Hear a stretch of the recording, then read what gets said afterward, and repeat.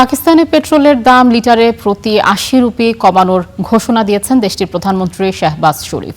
Hormuz প্রণালী বন্ধে বিশ্বজুড়ে অস্থির জ্বালানি বাজার, এর আঁচ লাগে পাকিস্তানেও। এক ধাক্কায় পেট্রোলের দাম বেড়ে যায় লিটার প্রতি ১৩৭ রুপি থেকে ৪৫৮ রুপি।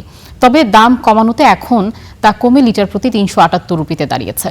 এছাড়া জ্বালানি তেলের রেকর্ড মূল্য বৃদ্ধিতে জর্জরিত সাধারণ মানুষকে স্বস্তি দিতে ইসলামাবাদ এবং পাঞ্জাব জুড়ে বিনা ভাড়ায় সরকারি বাস চলাচলের নির্দেশ দেওয়া হয়েছে। মূলত শিক্ষার্থী, শ্রমিক ও নিম্ন আয়ের মানুষের যাতায়াত খরচ কমাতেই এই উদ্যোগ। ইসলামাবাদে আগামী ৩০ দিনের জন্য এই সুবিধা থাকবে বলে জানিয়েছেন স্বরাষ্ট্রমন্ত্রী মোহসিন নাকভি। এই প্রকল্পে সরকারের প্রায় ৩৫০ মিলিয়ন রুপি ব্যয় হবে বলে ধারণা করা হচ্ছে। पेट्रोल की लेवी में फिल फॉर 80 रुपए फी लीटर कमी का ऐलान कर रहा हूं। পেট্রোলের দাম প্রতি লিটারে ৮০ রুপি কমানো হবে।